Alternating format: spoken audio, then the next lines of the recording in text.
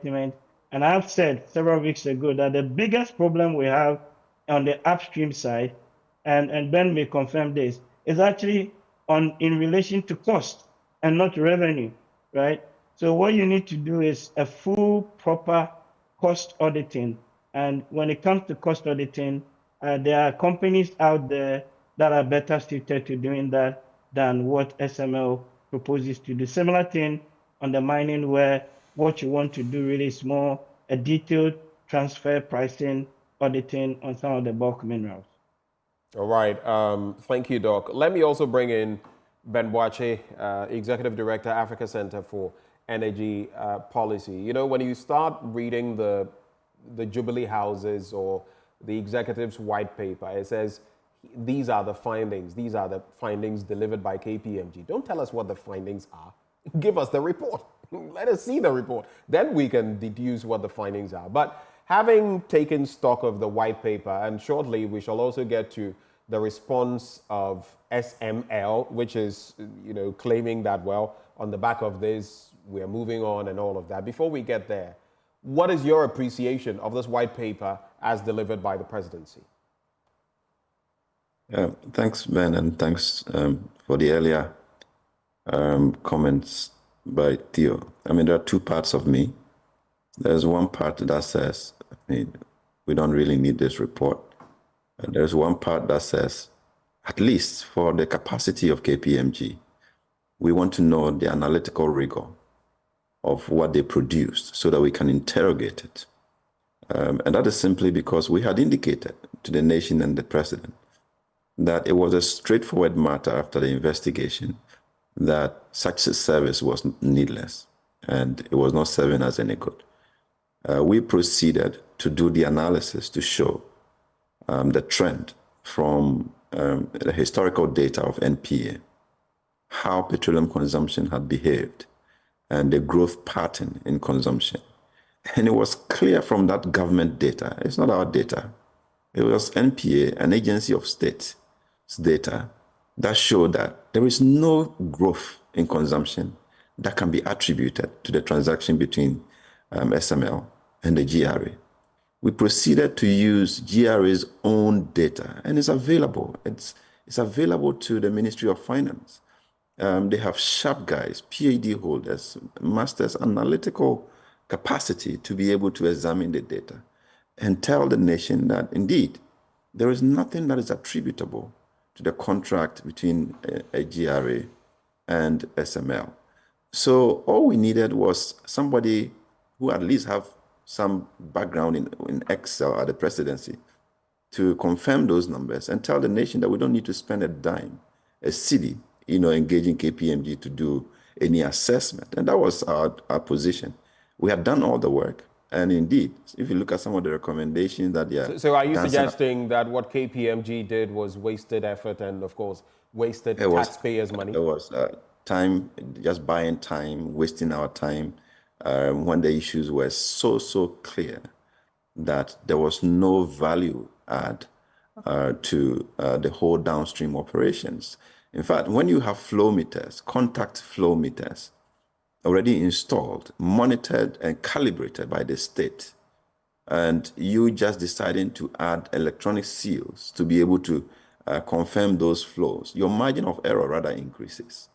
Right? So what you want to do is to make sure the Standards Authority calibrates those contact meters, which are much more efficient than electronic seals, to be sure that the state's interest is protected.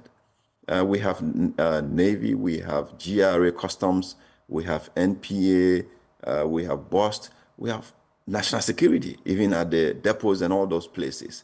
If all these agencies have failed to protect the interest of the state, we cannot assume that one single company will be the one to deliver value to us without fixing the core of the issue, even if there were genuine issues at play here. So you read some of the findings, and it's clear that it was a cooked deal. There's no value for money conducted. People woke up and gave a transaction and implemented it, even without PPA's approval, because they were willing to do it rather than extracting value for the people. And that is why GRA has not been interested in actually ensuring that the contract was delivered. Incredibly, the monies were paid. So you're not ensuring that we get value, but Right. you're I paid mean, over the 1 billions. billion Ghana cedis paid. But a critical point. Are you saying then that this wasn't necessary because in the end, all of this had been cooked, and that maybe in the fine print of KPMG's report, we could find other things? Because the presidency is saying, you know what, you have the green light, you can go ahead. It's just some other angles that have to be renegotiated or taken a look at. In other words, nothing has changed. Nothing. I mean, nothing has changed if you look at it. And it was predicted that this whole thing was to buy time so that we produce something to make it necessary for the contract to persist. And that is clear from what we are seeing from the presidency. Has that plan been achieved, do you think? I think so. And that's why we need to check the report that was produced and check it with the evidence that is available, whether KPMG was that analytical enough to produce a document that reflects data, publicly available data, publicly available information. I mean, for example, if somebody says they spent $44 million just buying electronic seals, what did KPMG say about that? Because they know, they have the data. It's a global giant of a service provision company. They know where the Honeywell seals are sold. Honeywell seals don't cost more than $25,000 each. If you have 20 depots, all right, and you are perhaps doing about 4 of those seals at every depot, you have about 80 or so of those from inflow and outflow. So you probably be installing about 88 of them. So about 80 electronic seals. You are not spending more than $2 million on that project. Right. Let's get inflated for the political economy considerations and you know, the usual corruption that you have with some of these transactions. Even put it at $10 million, it is way off. So in other words, assessment of how much it costs to deliver such a project. All right, and they just absorb it, $44 million. Beyond that, let's even assume that that was what was spent. Which business can you do in Ghana with $44 million and get $1 billion in 5 years? It's ridiculous, to say the least. Well, I guess we do magic in Ghana. But let's look, even before we delve into further aspects of this, let's look at Strategic Mobilization Ghana Limited. Right on the back of this, they came out with this, a statement, stoking themselves. And let's find out what they had to share. So they say, on January the 2nd, 2024, the presidency appointed KPMG, an audit, tax, and advisory services firm, to conduct an immediate audit of the full risk reward partnership agreement between the Ghana Revenue Authority and Strategic Mobilization Ghana Limited. It goes on and on. But then let's cut to the chase. 1, allegations of impropriety. And gentlemen, I want you to focus on this so that you can share with me your thoughts on what you think on them step by step. 1, allegations of impropriety. The KPMG report debunks the false claim of $100 million paid to SML and refutes the 10-year contract claim made by Manasseh Azuri-Awene and the Fourth Estate. However, SML likes to point out that KPMG's finding, which suggests that fees estimated to be paid under the 5-year consolidated and mineral agreements, SML further observes that a comprehensive needs assessment in those sectors was previously conducted. And all of these will come to the fore because you don't have the proper report. You're only getting hearsay, or at least what has been gleaned by the presidency from the report. Needs assessment criteria. SML disagrees with the findings that a needs assessment was not done before SML commenced operations. Then they talk about the award of the 2023 consolidated contract. They say the award of the performance-driven contract was in full compliance with the Public Procurement Act. Then on point 5, transaction audit and external price verification agreement. They say with the findings, SML disagrees with the findings of the transaction audit and external price verification agreements. It goes on and on. Point 6, below par delivery on contract. SML rejects KPMG's assertion that it partially delivered on several requirements regarding the transaction audit service agreement, which is where, again, if we had the full report, like Dr. Theo Champon was saying, we'd be able to realize how much did they achieve? Was it 30% in any scoring? That is a failure. Was it 50%? That is average. Was it 90%? Was it 70%? Which would mean there's quite a shortfall. I mean, we do not have all these details. SML's performance assessment. SML, that is point 7. SML notes that KPMG confirmed that due to the implementation of the downstream petroleum audit agreement, there were qualitative benefits, including a 24/7 electronic real-time monitoring of the outflow and partial monitoring of inflows of petroleum products at depots where SML had installed flow meters.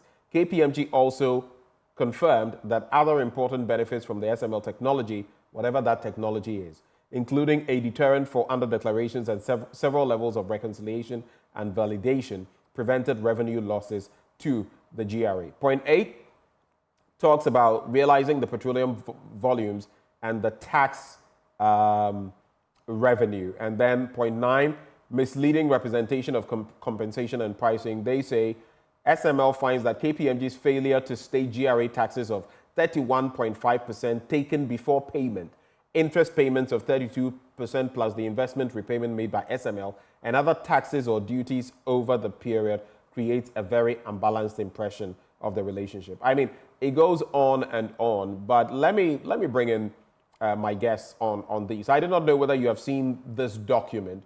I think it just adds fire or pours kerosene on the flame of the scanty information we have on this. I'll come to you, Dr. Theo Champon. What do you make of these responses?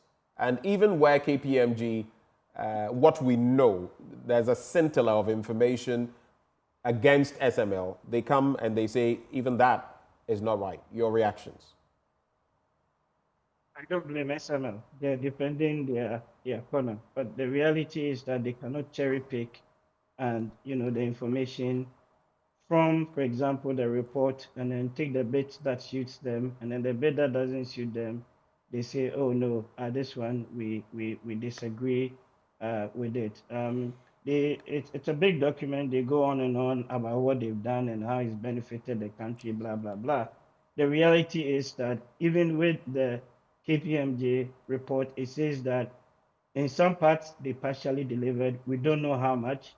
In the bits that they even claim to have done work in the downstream space, again, we've done the analysis, shown the evidence that that cannot statistically be the case when you take into account the volume growth over the period, the price discrepancies, and and other factors.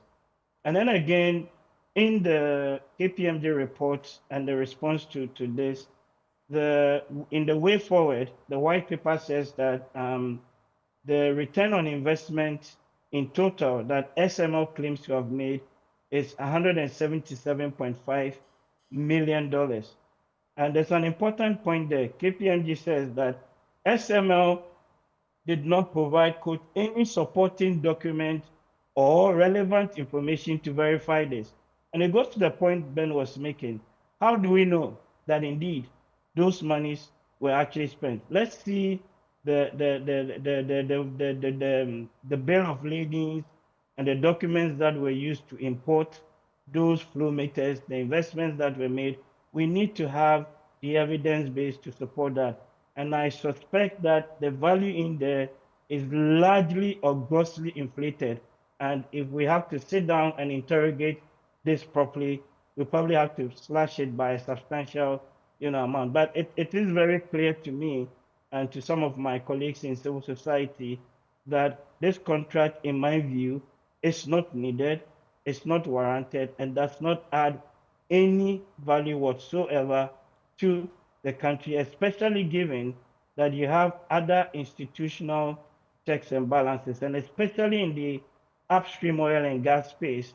If you understand how the mechanics of that space works, what they're trying to do, which they haven't started anyway, is just going to come to naught. Because of that 177.5 million, they claim to have spent about 133 or so. The state